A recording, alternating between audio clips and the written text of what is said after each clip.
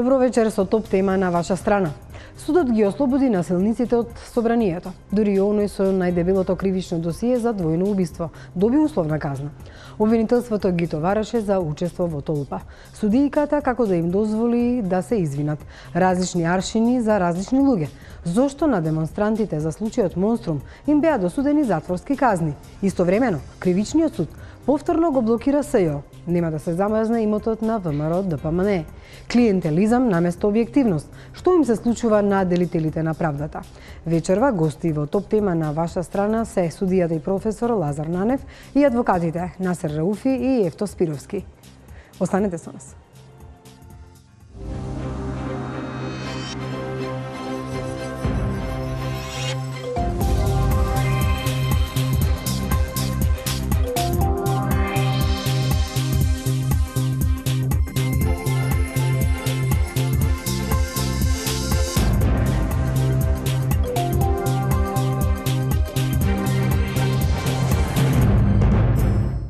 Добро вечер и за моите гости, адвокатите Рауфи, Спировски и судијата Нанев.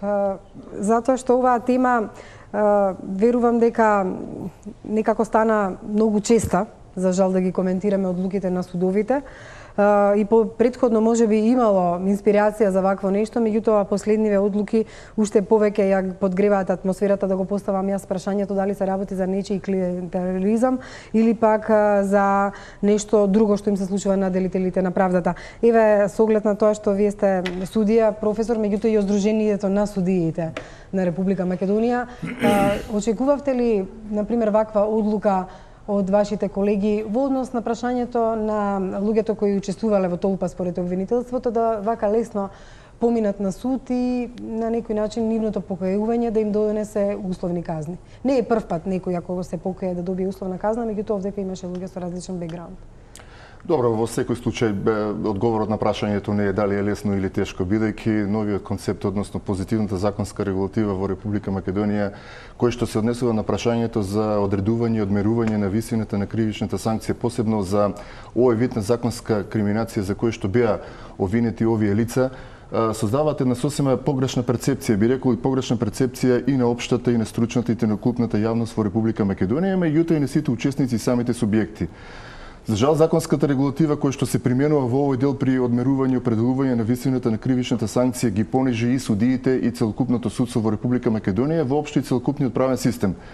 Знаете, новиот закон за кривична постапка кој што го овозможува, односно го имплементира моделот на англосаксонското право во Република Македонија, кој што тежне преку целокупната хармонизација, беше наменет и тој фамозен закон кој што се го става во една рамка, би рекол, самиот судија преку одредени математички операции со пополнување на одредени работни листови, да се изведе, односно донесе заклучок по однос на одреден вид на судска одлука, односно кривична санкција која што треба да биде изречена. И ако за одреденото кривично дело учество во толпа, дали е тоа членот 382 или 383 од аспект учество на толпа при спречување на службени лица или учество на толпа при извршување на кривичното дело, станува збор, правно и колеги ќе сложат за багателни кривични дела, за кои што за едното е предвидена казна затвор од 3, основното дело од 3 месеци до 3 години, а за другото кривично дело парична казна или казна затвор од 3 години. И доколку станува збор, значи ако станува збор за бидејќи задолжително судијата е должен да ги примени одредбите од законот за одредување и одмерување на висина на кривичната санкција под услов кога имаме и признание на вина, значи во дадената ситуација имаме признание на вина, ако осуденото лице е неосудувано, значи до тогаш, мислам, во дадената ситуација е неосудувано лице, се врши категоризација, хоризонтална и вертикална категоризација. Во дадената ситуација, од аспект на запретената кривична санкција, кој што изнесува казна затвор од 3 до 3 месеци или парична казна или казна затвор до 3 години, се категоризира согласно членот 10 и 11 од Законот за одредување и одмерување на висината на кривичната санкција во 14, односно 11 хоризонтална категорија. За неосудуваност веднаш се категоризира во првата категорија, каде што законот дава одреден распон од 3 до 12 месеци, средна вредност 8 месеци. Или за она кривично дело за кое е предвидена парична казна или казна затвор имате распонот, односно средната вредност изнесува 6 месеци или глоба од 5 до 120 глоби. Што значи и под услов. Бидејќи ние знаеме очекувањата на општата јавност и така натаму. И под услов да им била изречена ефективна казна затвор, таа во никој случај немала да биде поголема од 6, односно 8 месеци, каде што е средната вредност. Одиме понатаму следниот чекор. Законодавецот вели дека доколку судот утврди казна, односно затвор, односно во редовна постапка би утврдил казна од 24 месеци. Во тој случај, судијата може на осуденото лице да му изрече алтернативна мерка, односно условна осуда, под услов ако разликата помеѓу олеснителните и отежнителните околности е повеќе од 5 поени.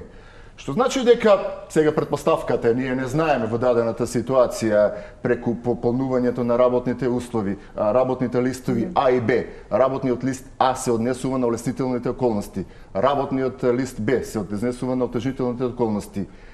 Каква е математичката операција која што е изведена од страна на судијата, бидејќи во работните листови се пополнуваат податоците кои што се однесуваат за тежината на кривичното дело, податоци кои што се однесуваат за личноста на самиот сторител на кривичното дело и ред други околности кои што математички даваат одредена ситуација. Во дадената ситуација рековте бидејќи станува збор за повторници, нели колку што слушнавме од општата јавност, да само да дополнам од овој аспект. Доколку станува збор за повторници, законот вели ако се исполнети условите за бришењето на претходните осуди, тие нема да бидат земени во предвид при определувањето и одмерувањето на висината на кривичните санкции. Што значи генерално имаме една воспоставена рамка која што го доведува во една непријатна ситуација и самиот судија, меѓутоа и целокупното судство и целокупниот правен систем во Република Македонија, за кое што ние судијите ите како реагиравме. Ние имаме предпоставени ситуации во кои што во самите судници, тоа го знаат и колегите адвокати, доаѓаат од аспект на самата личност која што доаѓа, досега неосудуваност, самите ги пополнили работните листови и во завршен збор и кажуваат да, судија, ние веќе имаме направена одредена предпоставка која би можела да биде идеалната кривична санкција изречена. Затоа се тука и адвокатите. Господине Рауфи, претпоставам дека во вашата пракса сте имали и обратна ситуација или дали сте имале. Например, лица кои учествувале во толпа во одредени демонстрации со иста квалификација на кривично дело, во праксата се покажала дека добиле плюс и затворска казна. Просто речено, дел од коментарите кои ги читавме на социјалните мрежи од луѓе, например, кои демонстрирале кога беа протестите за Монструм, велат дека да, ние за иста квалификација на кривично дело добивме и по 6 месеци или повеќе затвор. Значи, сте почувствувале ли различни аршини од судиите и покрај оваа математика за која што зборува Нанев во однос на нивното делување и пресудување? Јас барам значи обвинети од протестите во Монструм, меѓутоа тој предмет од 10 мина кои беа покасно приклучени, се уште не е завршен. Значи, во првиот тој дел, јас не бранев, кога беа осудени по 3 години, но чинам дека тогаш беше по стариот тип на кривична постапка. Значи, не беше предвидено јас. Мислам дека може да се признае, погото немаше ни закон за одмерување на казна, немаше ни правилник. Меѓутоа, ако се направи на паралела и на споредба, компарација од таквите протести или таа толпа кај протестите кои беа за предметот Монструм, и ова што се случи на 27, мислам дека ова беше едно грубо насилство, тука имаше телесни повреди, тешки телесни повреди, и јас мислам дека законодавецот преди тоа каза затвори до 5 години. Кога е штетата повисока и кога има тешко телесно повредување, како во случајов. Ја мислам дека тука во никој случај не требаше да бидат условни казните, кога тука се дадува максимум казни од 3 години предвидени беа по тој став, во тој предмет, мислам дека требаше ситуацијата токму да биде обратна. Тие, ако се спореда, тие процеси требаше да бидат се некои условни казни, додека пак овие со максималната што предвидува, според мене. Господин Спировски, како адвокат и вас ке ве прашам, ваша работа е да ги одбраните клиентите, не да ги нападнете. Меѓутоа, работа на обвинителството е да поднесе издржани пријави. Во случајов што ги спаси овие луѓе? ги спаси лесното кривично дело кое им го назначи обвинителството, или пак можеше ли судијата да делува некако поинаку за да барем да тргне работава од негде? Вака имаме впечаток како се да е договорено. Овие да дадат лесно кривично дело, овие да се извинат, судијката да ги ослободи. Прво, ве поздравам лично вас. Ја поздравам телевизија Телма, која навистина одигра огромна позитивна улога во овие тешки времиња. Го поздравам македонскиот народ и му го честитам празникот Свети Кирил и Методи, кој е символ на писменоста, а во овој момент сакам да потенцирам, треба многу да го цениме тоа и да сме се пописмени, да сме се покултурни, да сме се попоштени, поквалитетни, едино така можева држава да обстане и да оди напред. За жал ние зборуваме за се другото не важи, бидејќи се е базирано на писменост, затоа ово го кажам. Што се однесува до вашето прашање, ја од почетокот сакам да кажам дека пристапот, мислам дека ја не се согласувам, не санкционирам никого, не се согласувам со пристапот кон оваа тема на колегата Каши мене. Еве зошто. Тој пристап е, се надевам дека нема да ме разбере погрешно, прилично сколастичен. Моментов и смислава за која треба да се разговара за овие теми е многу поозбилна. Треба многу повисоко да се гледа. Значи овде тие математики по правилници кои за мене се многу смешни, правилни за одмерување казни и слично, тоа е деградација на кривично право, но тоа е друго прашање. Овде што е битно? Имаме за првата тема за кривичното дело за кое беа изречени условни осуди, тоа кривично дело е смешно поставено. А значи треба, ја очекував, не сум многу изненаден, очекував да водат и кривични постапки. Бидејќи судиите кои се сервилни од власта, кое нешто го слушаме во бомбите, кои се за мене крунски докази, се виде кого бирале, како бирале и тие се разбира, мора се одолжат. Одолжувањето е ова. Што ќе кажете, тоа ќе направиме. Се здружиле, се организирале, се договориле, обвинителот за багателно дело да ги обвини, а судот да им изрече условна суда. Колегата Нанев кажа дека имало отежител, тоа се ситници споредни, ја не би ги коментирал. Овде не станува збор за тоа. Прво, погрешна е квалификацијата. Овде се сторени кривични дела од главата против животот. Овде имаше жестина на нападот кој упатуваше на сигурен заклучок дека тие бе решени да убиваат. Второ, од втора глава, кривични дела против државата. Овде се одеше да се руши државниот поредок, органите на власта, мнозинството на парламентот, кој старата власт сака да го по секоја цена да го спречи да дојде до формирање на нова власт и на нова влада, бидејќи се знае што за нив тоа ќе значи.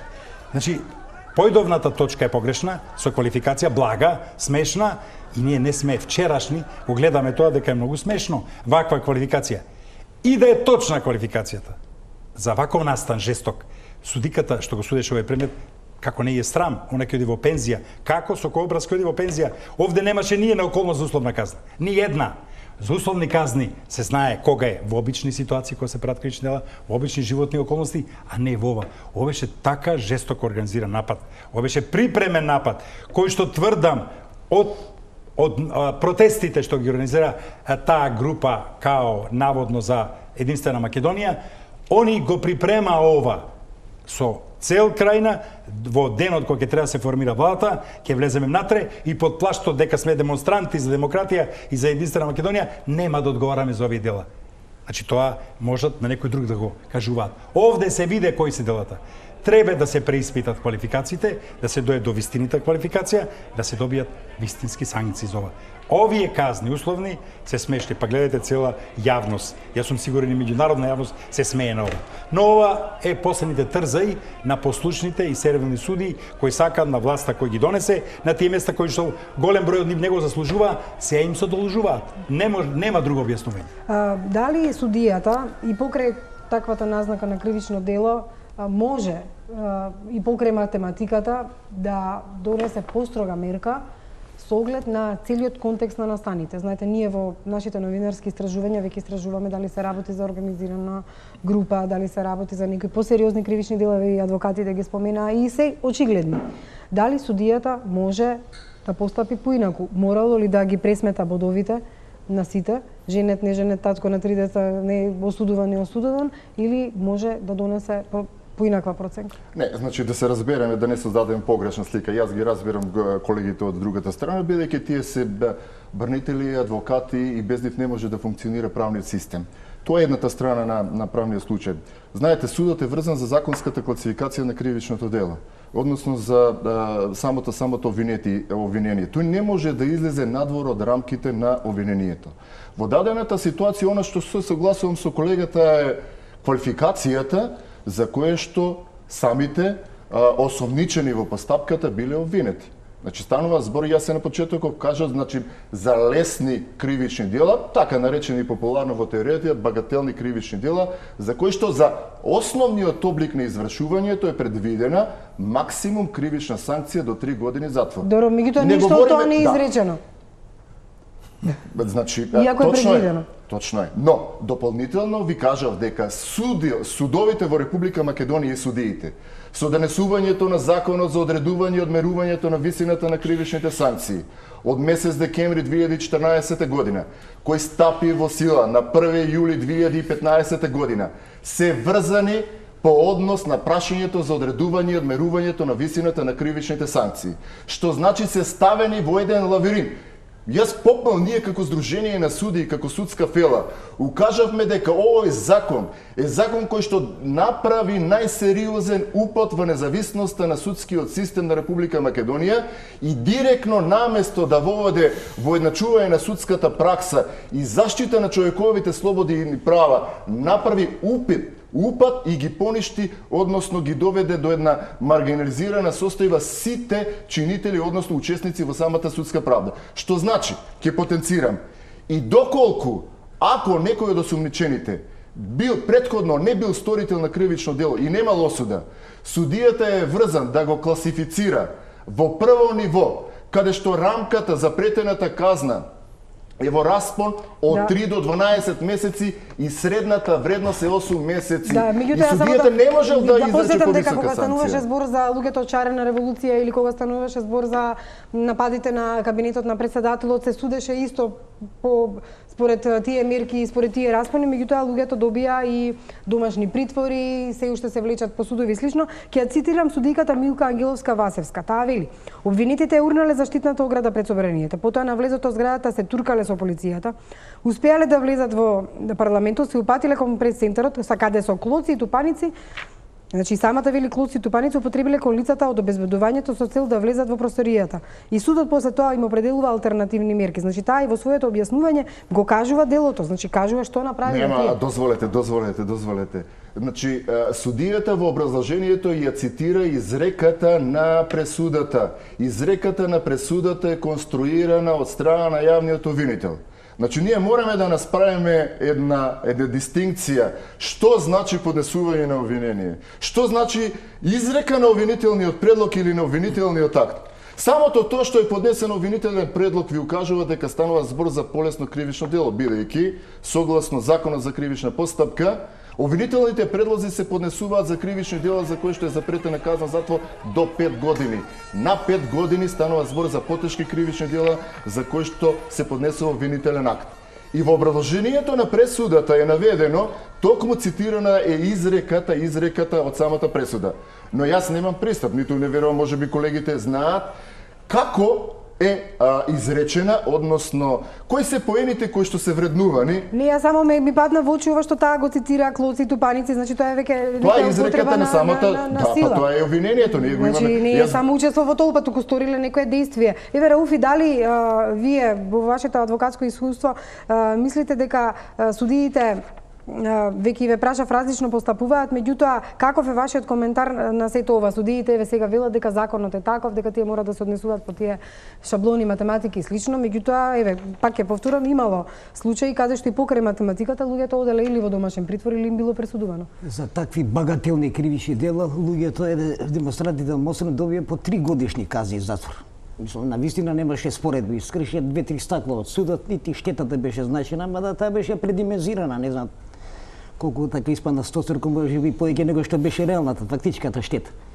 Меѓутоа, пак ќе повторам овдека се работи за ставот кој предвидува поисока казна и од 3 години, бидејќи и повреден, тешки телесни повреди има. И кај се водачите на таа толпа. Видовме сите, евидентно беше дека толпата има и тоа софистицирано така, со таков сценарий организирано што имаше повеќе имена водачите, кај се тие кои одговара со поисоки казни. Добра, ама, че извинете, колега, не треба да се предимензионира и улогата, односно вниманието да се сврти кон судот. Значи, на ваквиот начин целокупната перцепција во јавноста се создава дека водачите, односно креаторите на целокупниот овој кривично правен настан, значи вие кои што ги нарекувате водачите на толпата, дека е тоа работа на судот. Не, јас мислам дека апсолутно ви е добро познато кој ги поднесува, кој ги креира обвинителните акти, кој ја утврдува законската квалификација на кривичното дело и апсолутно првенствено е работа на обвинителот, нели?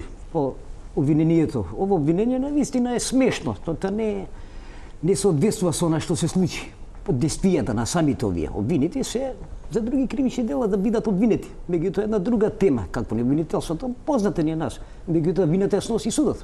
Тој што одмерува казната. Во никој случај тука не можеше да се изречат, според мене, во длабоко обидување условни казни за таков настан, мислам таа града, таква слика, што навистина имаше едно обемно насилство, едно невидено насилство.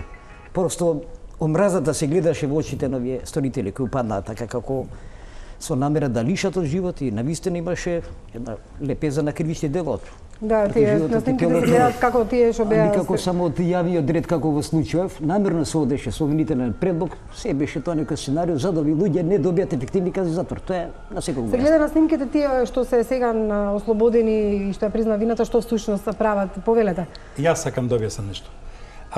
Колегата Нанев каже дека ние не разбирам нас, ние како адвокати, а не знам тој во кој состав. Сега ако е така, јас ќе кажам, јас и колегава настапуваме дека како адвокати, не како адвокати, ние сме по професија адвокати, како правници, стручњаци. А колегата Нанев очигледно негов настап дека сака да биде бранител на сторителите. Не, тоа е здружение на судовите, бранител на своите колеги. Сака да ги брани преку, дозволите, вие кој зборевте, ја чуте, бранејки ги судите, он сака целиот случај да го одбрани, да го оправда. Тоа сака да кажам. Не може да се оправдува. Еве да се задржиме на судиите. Не може да се оправда. И тоа што го вели, сака да не сака, можеби ненамерно, може да се остави за една заблуда, погрешно сваќање на работите. Тој цело време се повикува на правилникот, на тоа се однесува на утврдувањето на казната и на закона што сакате. Но нигде нема во рамки дека судите морали условна казна да изречат. Затоа нема рамки. Има рамки во тие прописи точно за утврдување на казната затвор, која е основа, прво таа се утврдува, па се условува. Овде немаше услови за условување, тоа е битното. И сега да не ги замаглуваме работите дека имало таму судот бил врзан, иш не бил врзан и не морал да изрече условна казна. Тој бил должен да изрече казна, ама да не биде условна. Тоа ќе беше соодветна, ќе одговараше судијата треба да има се за се. Ете, тоа е целата работа. Јас имам чувство дека нормално вие доаѓате од Сдруженијето на судиите и дека сте во одбрана на вашите колеги, меѓутоа целата јавност е сензитивна на ова што се случи. Ако ние гледаме снимки што всушност прават тие 9 лица, јасно ние што прават. Факт е дека обвинението не беше за тешки телесни повреди или за напад и слично. И од тука е сензитивноста на јавноста дека судијата како да не гледал, како да бил слеп што всушност тие лица прават во одмерувањето на казната. И покрај сите олеснителни околности, покрај математиката и покрај тоа што еден од нив има кривично дело во врска со двојно убиство и слично. Меѓутоа, дали и за такво лице ќе биде подеднакво со она лице што не сторило кривично дело? Вие веќе кажавте, не се знае дали тој период на помилување, како да се рече, што поминале за овој човек. Меѓутоа, ако знаеме дека е двојно убиство и сега напад. Не, знаете, да не создаваме погрешна представа или заблуда, не бранам никого, значи апсолутно ниту колегите кои што постапуваат, затоа што секој судија е одговорен за своите постапки и спрема домашната легислатива и да ги почитува меѓународните стандарди и права. Исклучително и од аспект на почитување на основните слободи и човекови права. И тука нема дилема. Секој како се однесува и како постапува треба и да одговара доколку не го применува законот или законските законите во Република Македонија. Во дадената ситуација, ние имаме погрешна представа во оној дел на наметнатите закони кои што му се дават на самите судии. Јас значи ќе повторим уште неколку пати она што се дебатира дека судијата бил должен. Никаде во законот не стои должен. Јас говорев судијата може. Судијата може да изрече алтернативна санкција. Судијата може. Во дадената ситуација судијата можел да изрече ефективна казна затвор, но она што го потенцира Доколку судијата, и пак ќе кажам, ако во дадената ситуација разликата помеѓу таквите поени кои што го доведува во една непријатна ситуација и судијата и судството и проценел, не можел, ако станува збор за основниот облик, да изрече повеќе од 12 месеци за првото кривично дело. Изрекол, меѓутоа не е должен. Може, што значи оставена, се согласувам, оставена е слободна диспозиција, и проценка на судијата да се движи во рамките на почитување на одредбите. Сосема е друга, и јас се согласувам дека во дадената ситуација, при анализирањето на отежнителните околности, судијата со особено внимание мора да води сметка на неколку клучни аспекти. Прво, тежината на кривичното дело. Второ, последиците кои што произлегуваат од самото кривично дело. Овде имаме понатаму, одиме. Дали кривичното дело е сторено во толпа поединечно, дали е сторено на јавно место, бројот на учесниците при сторувањето на кривичното дело, бројот на повредените, последиците односно тежината на повредата која што е настанала. Понатаму има еден елемент кој што вели дали е насилничка активност. Да, насилничка активност. Но јас не можам да тврдам во дадената ситуација, па ниту колегите докога не се добие кривичната, односно пресудата, да тврдиме кои се основните елементи кои што биле за реплика. Може ли на реплика? Дали завршивте? Ова што го слушам веќе сега, све е точно. Ова е изванредно образложение, ама за казна ефективна, а не за условна.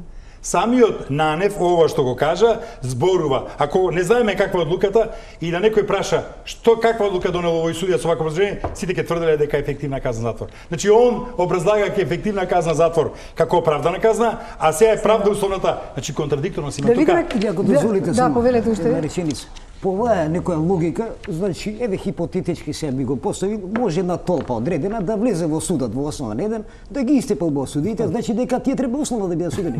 Ова баш стимулативно да се направи тоа. Па да, добро, ваквите пресуди факт е дека општеството предизвикуваат ако се има посебно предвид кај се случаат во парламент, во храмот на демократијата, кои се лицата кои се повредени врз кои е извршено насилството, тие представуваат граѓани по 3-4 илјади луѓе, тој еден човек представува, значи се тепа народот.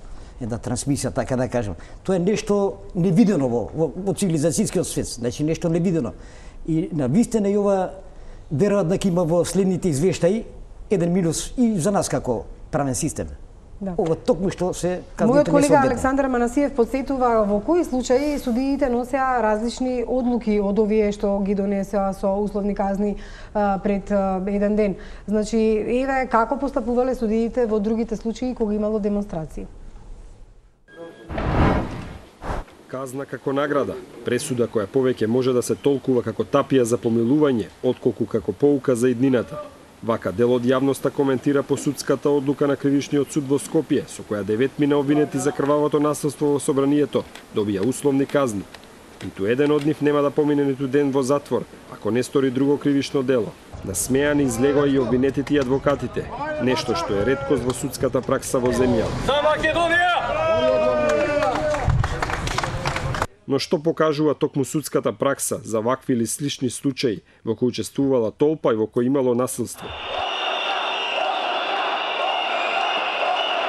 Протестите по аболициите на Иванов исто така се решаваа на суд. Двајца од демонстрантите беа осудени на условни затворски казни, откако признаа дека се виновни. Но на овие протести штетата беше далеку помала отколку во собранието, а и повредените може да се избројат на прсти.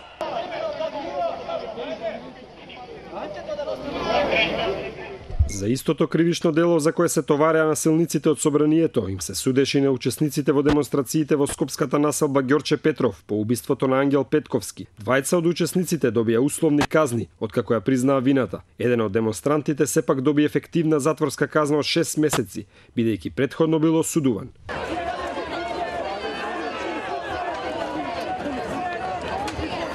По објавените бомби и прикривањето на убиството на Мартин Нешковски имаше протести против полициската бруталност. Сумми на демонстранти добија по 3 месеци условна затворска казна за учество во толпа. Сепак имаше и потешка пресуда. Најголема казна доби вујкото на Нешковски, кој беше осуден на ефективен затвор од 10 месеци. Отежителна околност беше што претходно бил осуден за истото кривично дело. Сепак, најдрастичен е примерот за насилните протести по пресудата за случајот Монструм. Им се судеше на осумнина за кривично дело учество во толпа што ќе стори кривично дело. 6 од нив доби ефективна казна затвор од 3 години. Еден беше ослободен, а за еден беше повлечено обвинението. На овие протести имаше повредени полицајци, но штетата беше далеку помала отколку во собранието. Судот бараше оштета од 25.000 евра. Од овие примери може да се заклучи дека гневот на јавноста по пресудата за собраниските насилници е оправдан. Токму затоа деновиве Твитер и Фејсбук се преплавени од коментари за оваа пресуда. Обид за убиство, насилство врз пратеници, новинари, полиција, насилно влегување во највисокиот законодавен дом, уништување на имотот и други кривични дела. Казната е никаква. Не треба да си експерт по право да направиш споредба, треба да си само бескичменјак за да поверуваш дека ова е правда. Крадење кебапи, затвор, гатање на кафе, затвор, продавање марула, 150 евра казна, упат во собрание, условна. Крадеш кебапи, ке лежиш, фарбаш објекти, ке платиш нешто ситно, влегуваш да тепаш у собрание, никому ништо. Колку погоре, толку понедопирлив. Но дали гневот може да се истури само врз судијата што ги судела, кога теренот за условните казни е подготвен од предходно?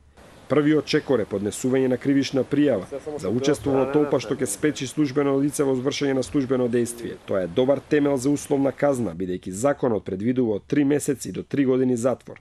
Кривичниот закон предвидува низа посериозни кривични дела за тоа што се случи во собранието. Затоа слободно може да се каже дека тоа е најблагото кривично дело кое можеше да им се стави на товар. Обвинетите признаа дека го сториле делото. Тоа е уште еден плюс за условна казна. Неголемиот дел од нив немаат други кривични дела, што секако значи поблага казна. Судиите од апелацискиот суд веројатно ќе треба да утврдат само дали Димче Христовски Жабата оправдано поминал само со условна казна од 1,5 година, со оглед дека претходно бил осуден на 10 години затвор за двојното убиство што се случи во Пивофест во Прилеп. Еве, ова беа примерите кога и по истите правилници и листови А и Б за одредување на казна постапуваа судиите, меѓутоа изрекоа и ефективни затворски казни. Господин Спироски, што понатаму? Овие лица дали некогаш мислите дека ќе одговараат на вистина за делата што ги направиле? Вината е лоцирана и ке обвинителството со лесната квалификација. Тоа ќе биде многу тешко, затоа што ќе може некој ќе ја цени како пресудна работа за некој настан, но стручњаци со добра волја може да ја повторат оваа постапка со одредени околности, докази, услови по закон и да се дојде до правата квалификација. И тоа мора да се дојде. Ова е срамно, не може да пројдат овие и може би спремаат сите вака што влегува во собрание да пројдат со условни казни. Па тоа е срамота. Еден ден тие суди што изрекуваат, кога ќе помине временска дистанца, ќе се срамат од себе. Ќе се срамат. Ние го знаеме искуствите, цел живот тоа го работиме. Ова е вистина, ја зборам објективни работи. Не може они да кажат, она сама кога ги занесе судиката на огледало ќе каже што направив. Ја ви тврдам, не може да биде мирна. Ма тронка совест да има. Ова некој може да каже, да речеме знаење, незнаење. Не може да се нема толку знаење. Овде треба минимално знаење, али треба максимална совест. Овде никако не може условна казна, тоа е главниот заклучок што не може никој да го спори. И џабе губиме време, не можеме да полемизираме со денови. Овде околностите многу фино ги кажа. Да не ги повторам. Сите околности зборуваат. Се можело, ама условна казна не. Не можело.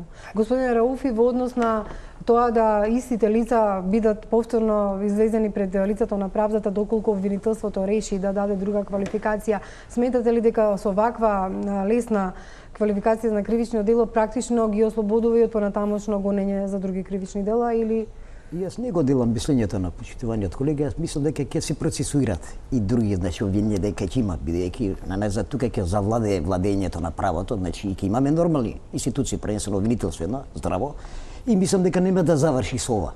Значи ќе се оди на фактичките, значи со совсем други дела што ги спомна и колегата, значи тука е во прашање уредувањето државна. Тоа е едно невидено насилство, значи има лепезен од многобројни кривични дела. И ја мислам за да и бидеме нормална демократска една држава, ќе мораме да ги процесуираме, а и поради меѓународниот фактор, да видат на вистина дека реформите кај нас ќе течат. Ќе течат.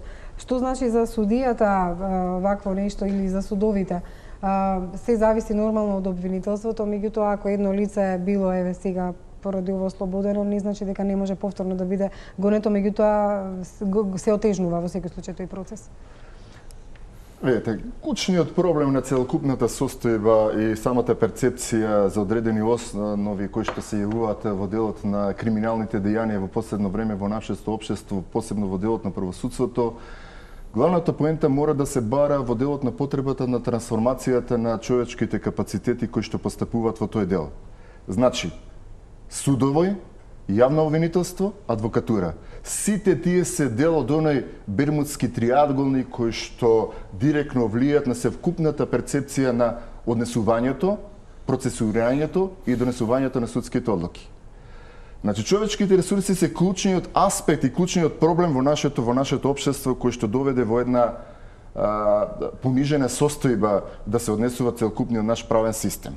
Тоа е нетешката работа која што треба да се направи за да добиеме една позитивна слика, а позитивната слика е владењето на правото и почитување на основните човекови слободи и права.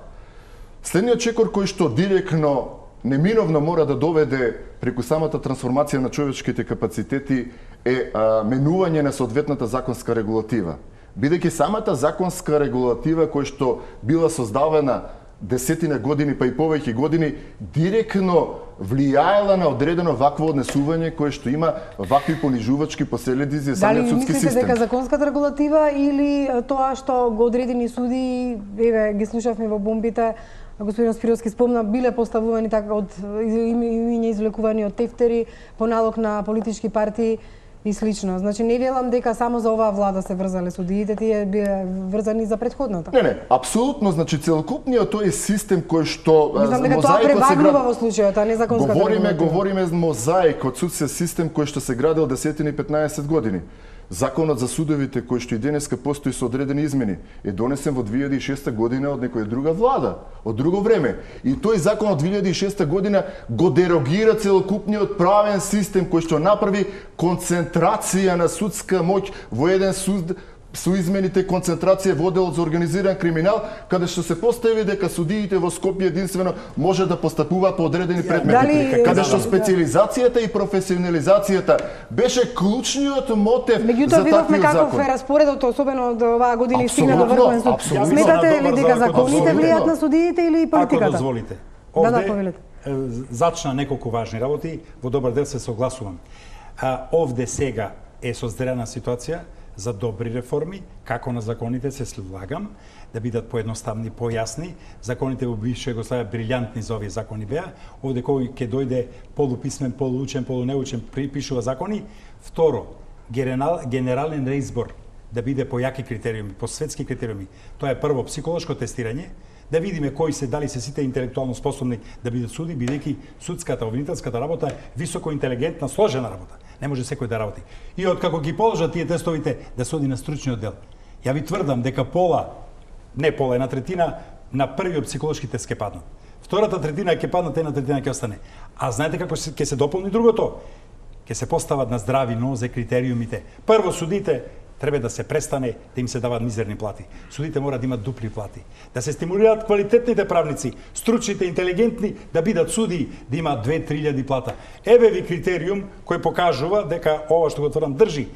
Специјалното обвинителство како ново создаден орган, светот кога создаде Америка и Европа, они се владаа по некои постоечки критериуми и одредија плати од 3000 евра. Значи тоа е мерилото. 3000 евра треба да имаат судиите.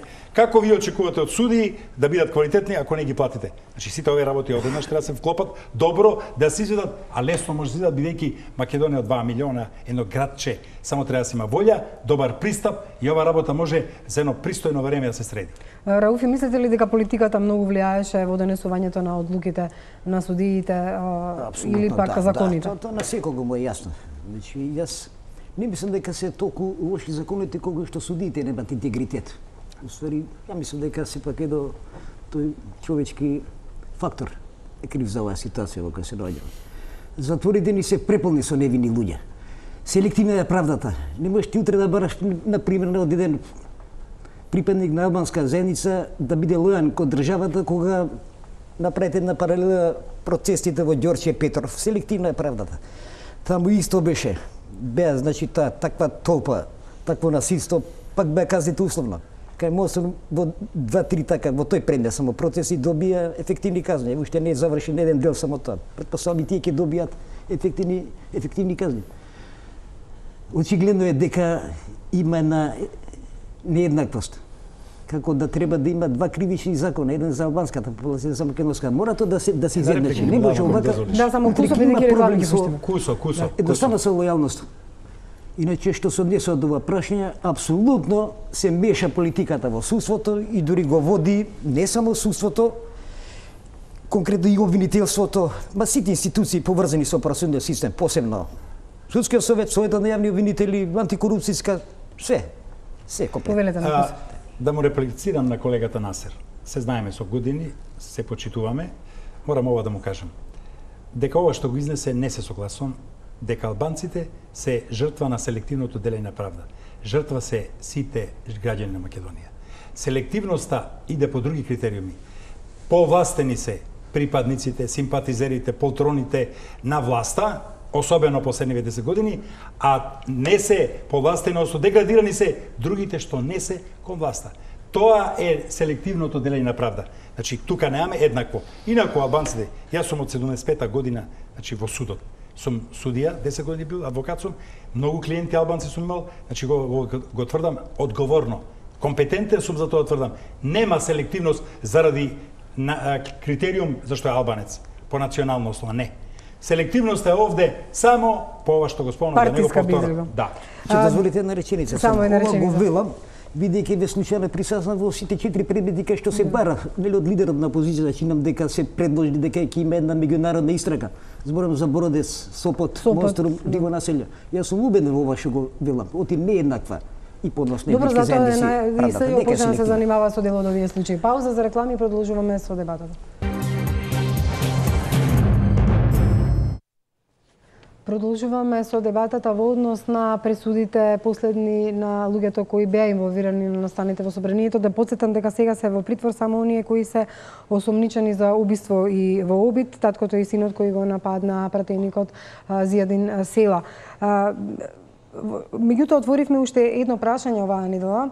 Со покажувањето на снимките во парламентот се видеа на тие снимки од безбедносните камери дека има и пратеници кои што нешто прават во собранието, дали какво кривично дело, веројатно се надевам дека ќе утврди обвинителството, меѓутоа овдека се работи за многу сериозна работа.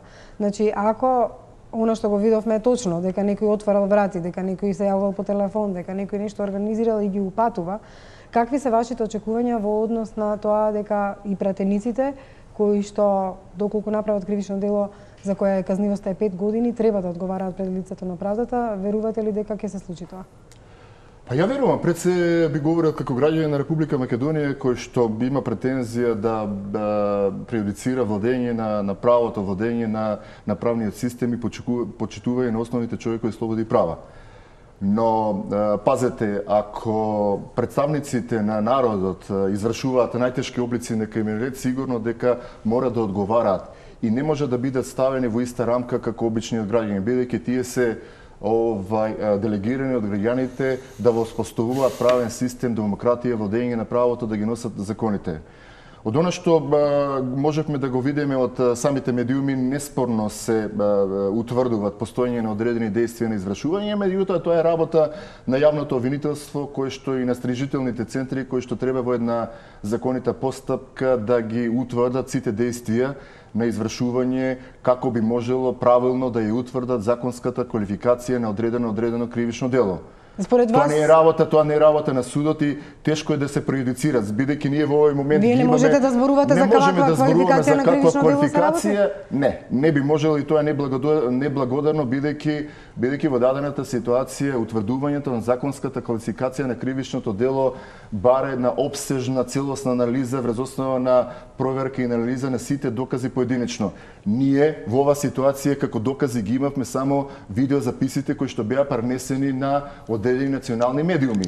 Но што понатаму се случувало, кои действија на извршување се биле превземени за да биде исполнето законското битие на кривичното дело? Дали има некој наредбодател кој што давал наредби, како се подготвувало, понатаму кои се последиците кои што настанале од самото кривично дело? Значи станува збор на еден голем сет на докази кои што треба да бидат поединечно анализирани, потоа да се направи една целосна анализа како би можело правилно, точно, јасно и прецизно да се утврди законската квалификација на кривичното Вие дело. зборувате исто како што и обвинителството да сега. не дојде до било каква злоупотреба за да бидат исклучени. До денеска не се повикани наредбодателите. пратениците во обвинителството, ова што го кажувате вие, не го кажа и обвинителството, впрочем со исти речник.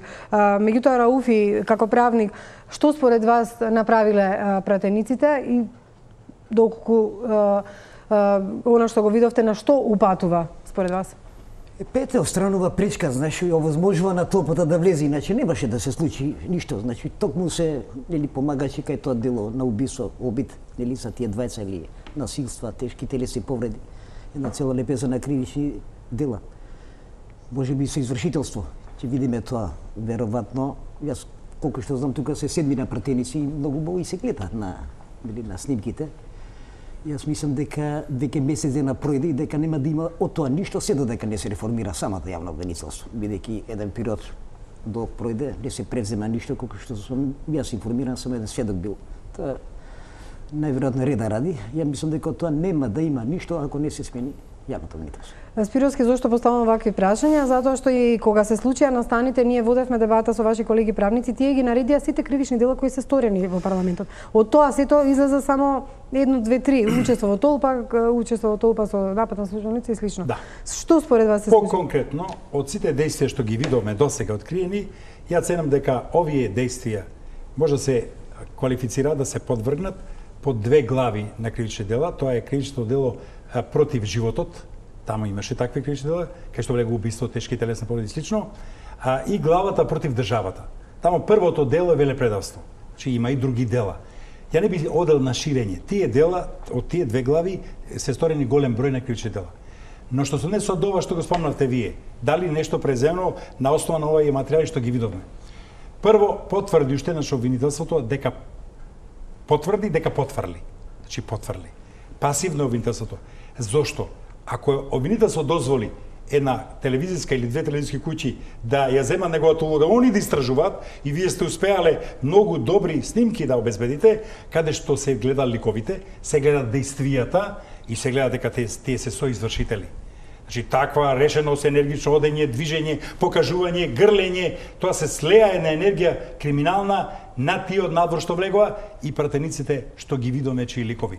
Очекувам, после овие реакции, после овие дебати, после овие реакции на поширока јавност, може би надвор од Македонија, дека ќе мора да се осети еден притисок, да се осети обвинителството и да ја работи како што треба. Да ги викне, да отвори истраги како што треба, тие ги водат истрагите, за тешки кривични тоа се правите квалификации. И така некако ова работа да се разрешува. Не може вака све тапкање во место. Стварно е неразбирливо. Уште едно прашање што се однесува на присуство на разни лица во собранието. Вчера имавме вест дека лице, офицер на службата безбедноста на Србија било во парламентот.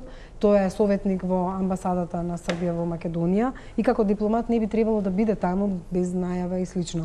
Меѓутоа, тој одговори дека бил таму за да следи доколку има лица од Србија. Не знам како ќе се одвива сето ова, бидејќи некогаш се решаваат работите помеѓу службите или помеѓу државите, меѓутоа дали во вакви случаи треба обвинителството и може да постапува за да подоцна се процесуира и овој случај. Тоа е странец, не можеме тука ние да му судиме, меѓутоа што може да покрене полицијата и обвинителството во еден ваков случај? Добро, ние можеме хипотетички да претпоставуваме. Најпрво треба да се дефинира статусот на самото лице.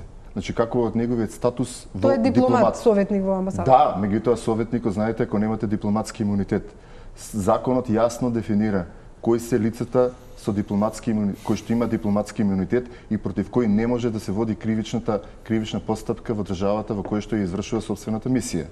Значи ние можеме само да ја преюдицираме дали тој има или нема. Ако има дипломатски имунитет, законот е многу јасен и постапката, процедурата на протерување и така натаму. Меѓутоа, ако нема таков статус, воопшто не го спречува нашето домашно законодавство и нашите домашни органи да преземат било какви действија, односно да водат постапка за таквото лице, како сите други граѓани кои што би сториле кривично дело. Значи најпрво она најбитното прашање е дефинирање на статусот на тоа лице кое што извршува мисија во нашата држава. Господин Спировски, како гледате вие на тоа што и странски лица или лица од амбасади присуствувале на овој Тоа јас вака го гледам, дека органите за прогон, структурите за тајле тотално, е дозволено, тој дали бил во договор со ова група на овие протестанти и делегатите, парламентарните пратеници на ВМРО, тоа не може да тврдам, меѓутоа да влезе така, не е случајно кажа за тоа лице дека и на некои други места по други држави одел, тоа е многу сомнително, но не сакам да шпекулирам што е. Во секој случај, тоа е резултат или на договор со нив, или се провлекло некако во тој процеп каде што немало ни контроли, ни прегледи, ни кој влегува, ни кој излегува. И затоа го идентифицирале, тоа треба добро детално се истражи да се види. Инаку, ова што вика колегата во реди, ако има имунитет, не може, но може и нешто друго. Во неговата матична држава да се информира преку дипломатски пат, таму да му покренат постапка. Таму неговиот имунитет не важи. Важи овде. Ние не можеме, а тие можат. Значи, има за све решение, законите имаат доволно решенија, не се најбрилјантни, но имаат, само треба волја, одговорност и совест и знаење да се применат. Господине Рауфи, вашето мислење што доколку пак се покаже дека и некои лица од надвор биле инволвирани на настаните, тоа значи проширување на една истрага и постапка за да се види кои се учествувал во организирањето на настаните во парламентот? Јас лично не мислам дека има некои лица така инволвирано од странство. Тоа го велам бидејќи видовме скоро, чинам на вашата телевизија, имало повеќе од 20 такви така наречени патриотски некои здруженија со амблеми на ножеви, камни, таму пиштоли. Мислам дека треба на ревизија таму да се направи, да се види тоа, статутите нивни така. И мислам дека биле доволни за да треба и од страна некој. Претерано. И тие се некако и во исто време регистрирани, значи тоа е пак некој сценарио, нели, пак од режимот кој е на одење и мислам дека немало ни потреба да се инфилтрира евентуално некоја страна. Благодарам за... Ако ми дозволите само, бидејќи станува збор за едно многу обсежно, клучно, би рекола, прашање кое што ги интересира целокупната јавност во Република Македонија. Клучниот проблем во целокупната ова ситуација, бидејќи станува збор за еден многу сложен процес, местото и улогата на јавното обвинителство кое што мора од криминолошки аспект да направи целосна криминолошка оперативна обработка и анализа на целокупниот овој случај врз основа на видео снимките со кои што располага и испитувањата и другите докази преку кои што ќе дојде. За жал не почна со работа, не заживеа истражните центри кои што има огромна улога и огромно значење со новиот концепт на законот за кривична постапка, па ние имавме буквално под наводници префрлање на одредени полициски службеници за одредени кривични дела или одредени потреби за потребите на јавното обвинителство. И таквата, би рекол, дезорганизација доведе до една ваква драматична состојба во целокупниот правен систем во Република Македонија и создавање на погрешна слика. Токму тоа е клучната потреба на ресурсите. Недостатокот, неедуцираноста, нестручноста, непрофесионалноста, целокупното општествено милје, односите, одредени процеси и така натаму доведува до една ваква драматична состојба во целокупната држава, би рекол, во делот на владењето на плавото. Уште еден настан што еден случај што го обработи топтима на ваша страна и телевизија Тилма, а тоа дека во Академијата за судии и обвинители се фалсификувале дипломи за странски јазик. Па господине Рауфи, како адвокат, какво е вашето чувство кога ќе дојдете кај судија за кој што сметате дека не е компетентен да биде на тоа место или можеби се провлекол кога стигнало ред да фалсификува дипломи за јазик? Не знам за другите негови квалитети колку ги видат. Коректно да го коментирам тоа бидејќи јас многу верувам и го почитам институтот на презумпција на невиност. Нека се заврши таа постапка на обвинителска истрага, па ќе видиме. Јас не верувам дека до тоа можело да дојде. Мислам дека вие се уште имате верба во кандидати за судии и за новите. Спировски, вие? Јас сакам следново да кажем. Тоа е просто смешно. Ја не можам да го коментирам тоа. Тоа е толку јасно. Значи не се измислува тоа дека имало фалсификувани документи за јазици. Тоа и се утврди. Тоа не може никој да го измисли и се утврди. И што сега натака како тој утре стане обвинител? Па јас ќе гледам со резерва, со недоверба, ќе се арвам со неговото незнаење, со неговата нестручност, ќе морам многу труд улагање за да можам да ја завршам мојата адвокатска работа, да се утврди вистина, виза-ви таков обвинител. Стварно е срамно. Немам коментари. Стварно немам коментари. Тоа покажува, тоа е само еден сегмент што е откриен. Може да замислите колку не се откриени. Значи тоа се работело, тоа било системна работа. Овие 10 години. Не сакам да деградирам, има можеби суди низ тој систем дошле и обвинители, али вредат. И тоа што вредат е за мене битно. Не е битно каква е, но грото се дојдени така. Значи, ако некому утекнало да фалсификува, тоа не е прв пат, сигурно им текнувало и порано. И тоа го правеле. И ние најдобро гледаме во судниците какви кадри доаѓаат. За жал. Какво е чувството на искусен судија кога ќе слушне ваква вест и откритие дека оние кои што треба да бидат иднина на македонското судство и обвинителство уште на стартот прават вакви грешки? Ова е едно од најпонижувачките активности кои што во рамките на целокупниот правосуден систем во Република Македонија се случиле во изминатите неколку години. Ова е дното, се надевам дека нема под дното дно. Доколку би раководел со оваа институција, веднаш би поднесол оставка, бидејќи мислам дека целокупниот тим кој што раководи со оваа институција би сносел морална одговорност за однесувањата кои што се случувале во самата институција, бидејќи кое е чувството на граѓаните во Република Македонија кога веруваат дека во рамките на оваа институција ќе се едуцираат, обучуваат и ќе станат еден ден стручни и професионални суди и јавни обвинители да ја делат правдата, да ги почитуваат основните човекови слободи и права. Но ние, знаете, во изминатиот временски период бевме сведоци дека Академијата не можеше да избере со години или година и пол или 2 години кандидати кои што би учествувале. Што самото по себе како перцепција создава дека нешто во позадина се случува. Се случува во делот на изборот на самите кандидати. И клучното прашање, клучната реформа која што во сетот на законите кои што треба да се донесат во Република Македонија е итно реформирање на Академијата за суди и на јавни обвинители по најновите европски модели. Најновите европски модели на основни принципи за влезот и излезот и обуките, на кои што имаме денеска обуки кои што не одговараат на нивото, односно на степен на нивото на кадрите и во почетната и во континуираната. Во таа академија многу се вложуваше и од надвор, и од европските земји, и од останатите, меѓутоа за жал дојдовме до такви афери. Пауза за реклами и во останатиот дел од емисијата продолжуваме со прашањата кои се однесуваат на релацијата на СЈО и судовите, нивните предлози последни за замрзнување на имотот на ВМРО ДПМН, меѓутоа и прашањата што ги дискутира Врховниот суд во однос на дали бомбите можат да бидат докази во постапка. Останете со нас. Ја продолжуваме дебатата со адвокатите Рауфи Спироски и судијата Нанев во однос на истрагата на СЈО околу финансирањето на ВМРО ДПМН и случајот Талир. Овде видовме дека тие дадоа предлог за замрзнување на имотот на ВМРО ДПМН, проценувајќи дека оваа партија и нејзиниот лидер прифатил незаконски средства за финансирање на партијата во висина од 4,9 милиони евра, осумничија уште 13 лица.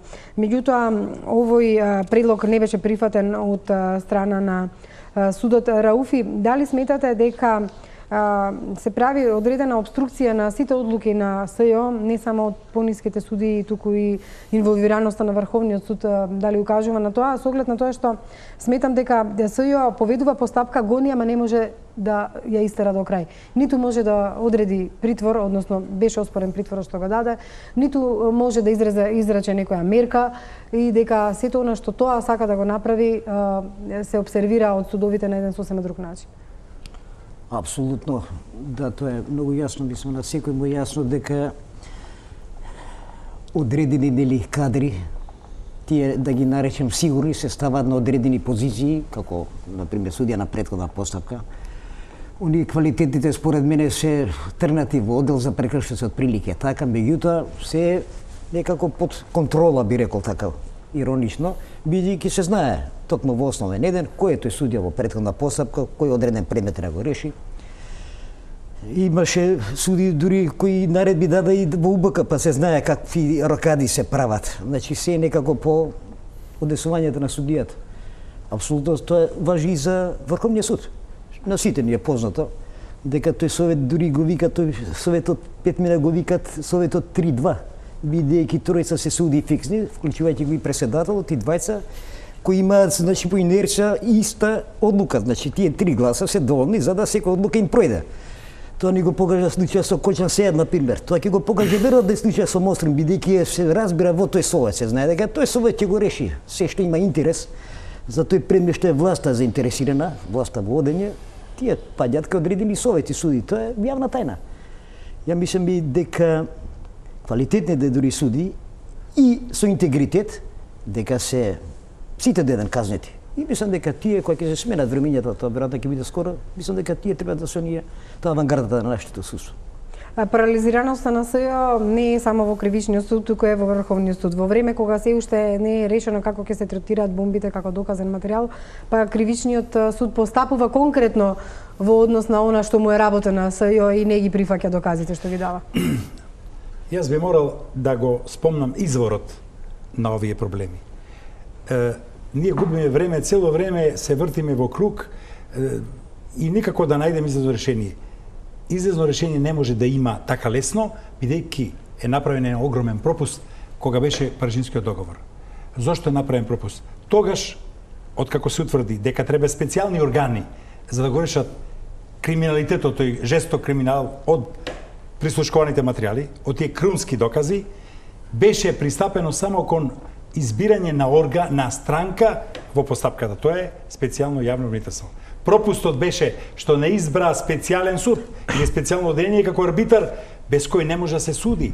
Они добро знаеа, односно беа должни да знаат, мислам дека тоа беше ноторно, дека судот, Основен суд Скопје 1 е под влијание на власта.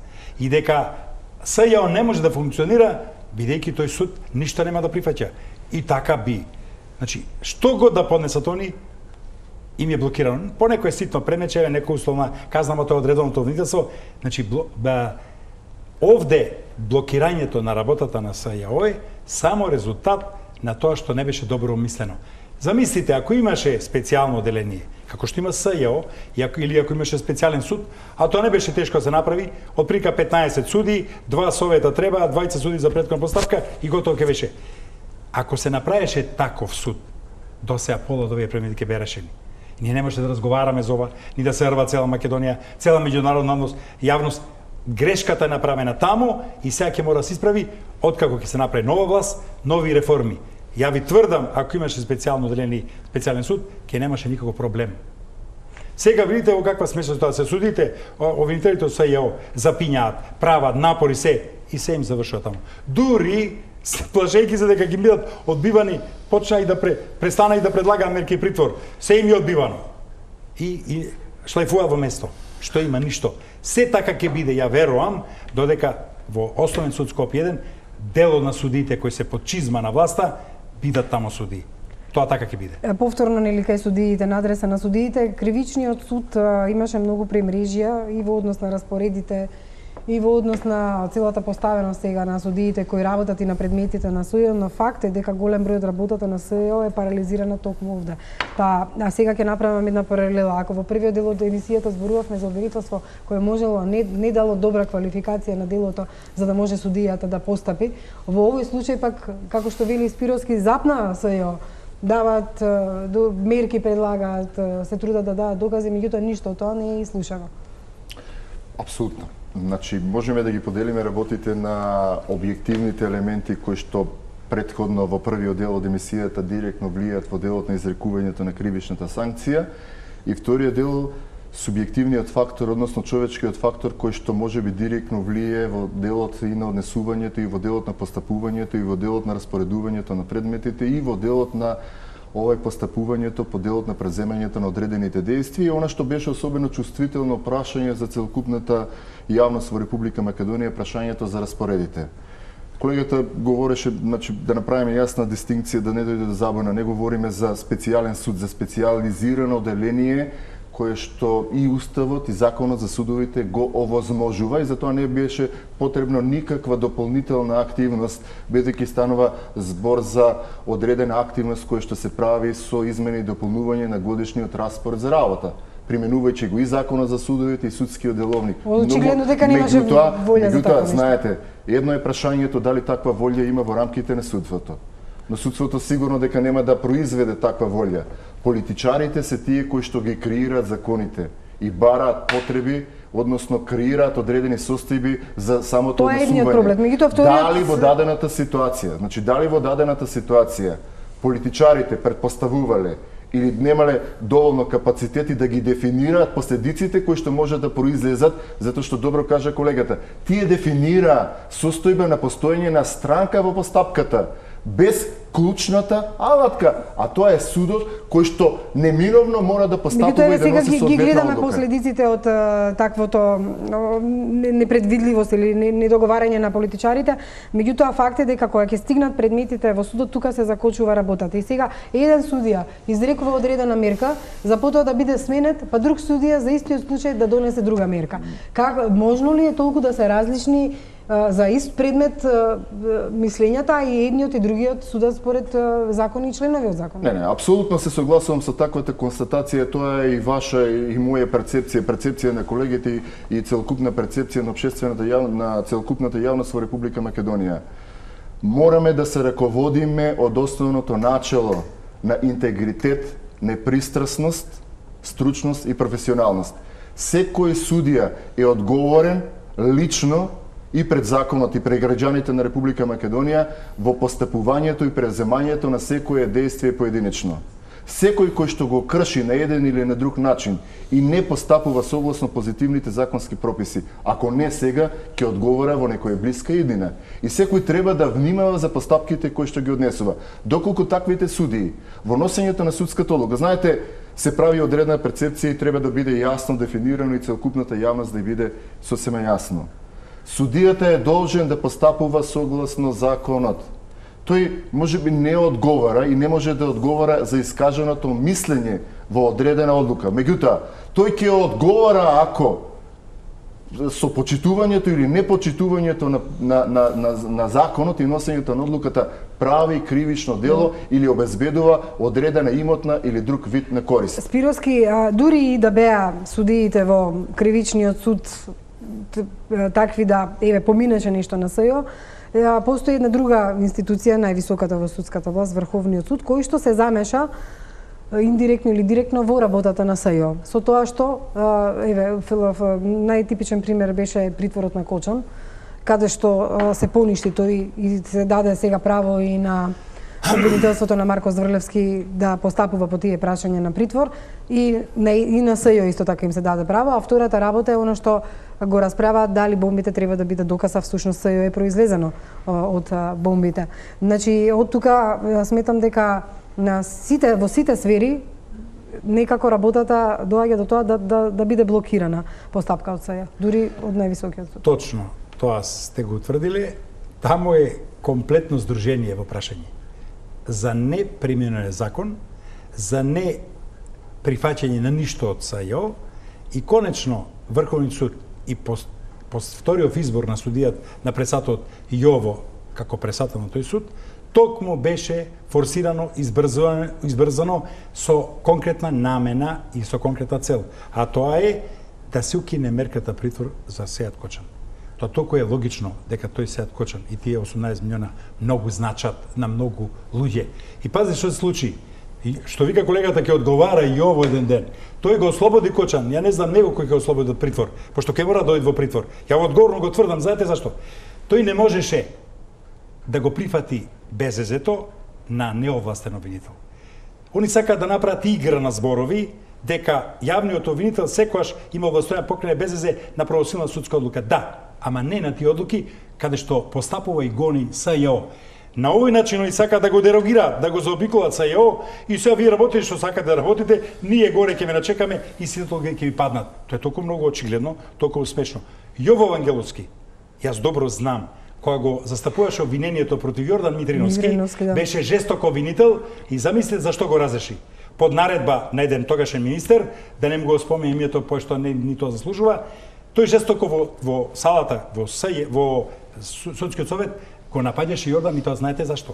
Затоа што советот со кој раководеше председателот Јордан Митриновски, кој е квалитет и стручњак неспоредлив, и ово со него не може да се споредува, бидејќи никад судија не бил одлука не напишал и никад кривично не работел.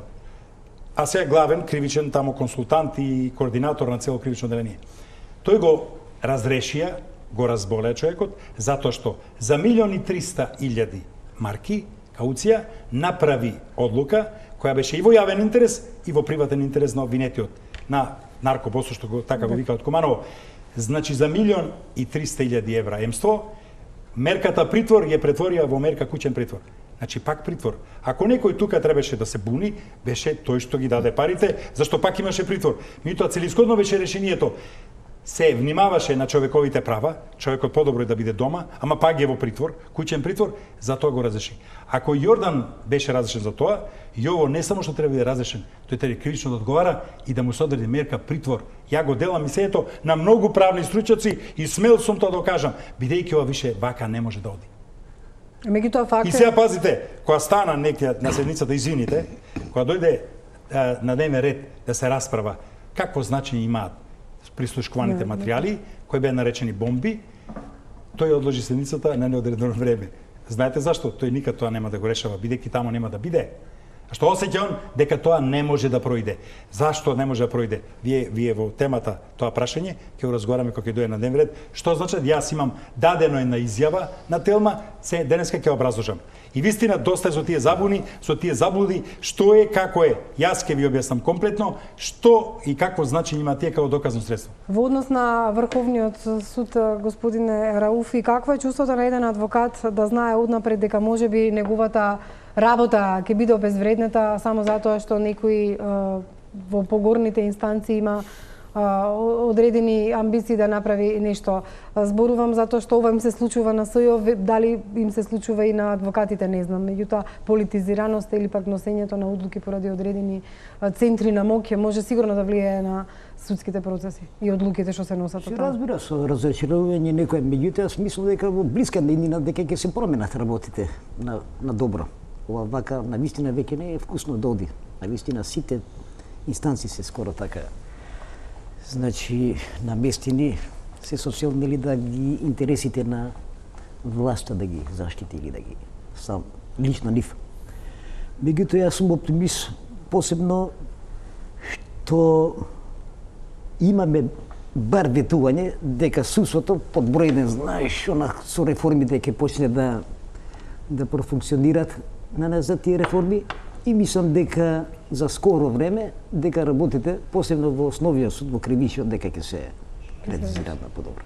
Во однос на доказните материјали, односно бомбите, прашање кое што долго време го разгледува Врховниот суд и никако да го оконча, и експертите беа децидни во однос на што треба и како треба упатствата што ги даде господјата Мирјана. Меѓутоа ве прашам сега како правник, не како судија, што сметате, требаше ли Врховен суд да се занимава со овие прашања? Спировски направи една паралела на одлучувањето на преседателот во однос на еден друг случај. Да, ќе говорам како професор на правниот факултет кој што ги едуцира и обучува студентите не како судија. Така. Со елаборација на одреден теоретски пристап. Прво прашањето кое што се наметна лекс специјалис или лекс генералис. Неспорно е законот за кривична постапка по однос на БЗЗ-то, меѓутоа теоретски секојаш лекс специјалис има предност пред лекс генералис. Значи во дадената ситуација неминувано дека законот за специјалното јавно обвинителство претежнува во делот на постапувањето, надлежностите и овластувањата. Второто прашање кое што се наметнува и широко се разговара, дебатира е прашањето кое што се однесува на бомбите, односно дали тие може да бидат доказно средство или не, односно на незаконитите докази како што се наведуваат, нели, согласно член 12 од Законот за кривична постапка и прашањето за нивната оценка, односно нивната употреблива вредност во текот на доказната постапка. Прво прашањето дали Врховниот суд е надлежен или да се занимава, односно да одлучува да постапува и да зазема начелни ставови и прашања по однос на утврдувањето на прашањето дали врз основа на поднесениот реферат ќе донесе одлука тие да бидат применливи. Не говориме, ние не знаеме сега, може да прередуцираме одлуката дали ќе замеземе таков став или таков. И релевантно е прашањето зошто Република Македонија, односно правниот систем во Република Македонија го нема прифатено прецедентното право. Значи ние немаме систем на прецедентно право, па ставот или мислењето на Врховниот суд да биде задолжително за пониските судови. Апсолутно не.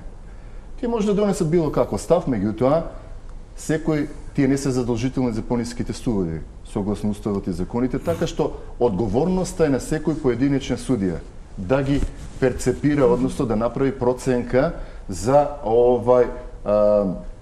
дали таквите докази ќе ги земе и ќе ги цене. Постои широка елаборација теоретски и во европски и во светски рамки, бидејќи тоа е најдискутирано право и во делот на земјите од Југоисточна Европа, но меѓутоа и во рамките на носењето на одлуките пред Европскиот суд за човекови права. Знаете зошто? Затоа што секој предмет е специфичен и поединечен сам за себе. Ние не можеме да говориме дали одреден доказ кој што е прибавен на незаконити начин или одредена така наречена бомба може да биде доказ или не. Во зависност од самиот случај. Ако вие теоретски ги анализирате кривичните дела, имате кривични дела кои што представуваат апстрактни и конкретни кривични дела, каде што произлегуваат одредени кривични дејанија. Така што тие може да бидат докази во самата постапка и да бидат доставени во листата на докази кои што ќе бидат доставени до судот. Но за одредени кривични дела може, но за некои не може судијата да ги цени и да ги оценува, односно да ги изведува, тоа мора да го прави врз основа на анализа со други материјални докази. Спировски, вашето мислење во однос на? Јас ќе бидам многу поконкретен. Долго време, откако ги слушаме тие така наречени бомби, ја прецизно би ги квалифицирал бомби по свата јачина, по времето кога беа објавени, а по содржината за мене се крунски докази. Зошто? Единствена забелешка беше ставана од многу коментари, многу дебати, дека немало доволна форма, односно немало дозвола да се снимаат тие материјали. Па каква дозвола треба да се снима најжестокиот криминал, епохален криминал кој се случи во државата? Знаете, кога содржината е толку јака, убедлива, формата не е битна. Јавниот интерес. Овде јавниот, и кога ги ставиме во корелација, еве некоја судиката зборуваше јавен и приватен интерес. И Јово Вангеловски тврди бил повреден приватниот интерес. Ма кој приватен интерес? Овде има приватниот интерес е на тие што сториле криминал. Тоа на приватниот интерес се мисли кога се снимаат обични секојдневни животни настани, дали некој имал љубавница, дали некој нешто друго, ама не се заштитени криминалците. Па да се повикуваме на тоа индивидуални права, не овде општиот интерес. Тоа од еден аспект, од друг аспект. Ја морам овде да кажам, никој не го спомиња тоа, јас стварно не можам да разберам. Законодавството, правото, во својата еволуција и во последните достигања и уредување на законите по цел свет предвидел какво значење ќе имаат одредени правни дела, акти, во поширока смисла, ако немаат форма.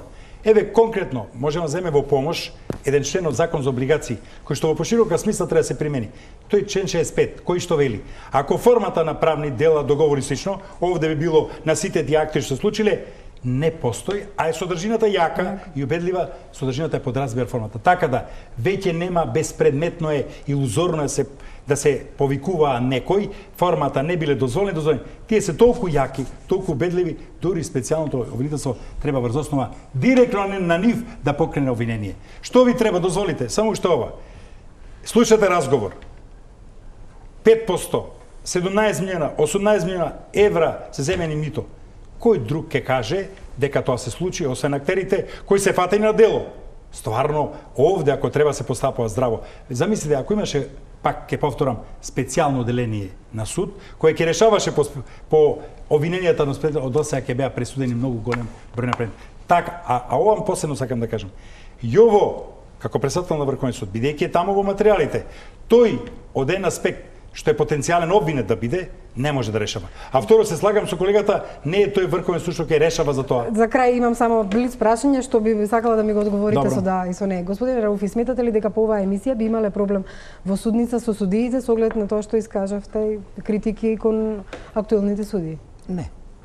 Вие, господин Спировски? Апсолутно не, јас сум професионалец, работам, не е лесно со такви судија се работи, но работам јако, стручно, авторитетно, одговорно, јас и моите деца работиме за да заработиме за пристоен живот. И никој ништо не ми може. Ја кажувам вистината и тие за кои зборуваме знаат дека е тоа вистина. И за вас прашање, дали како човек од Сдруженијите на судии ќе покренете постапка за разрешување на Арнаудова од Академијата на судии и обвинители?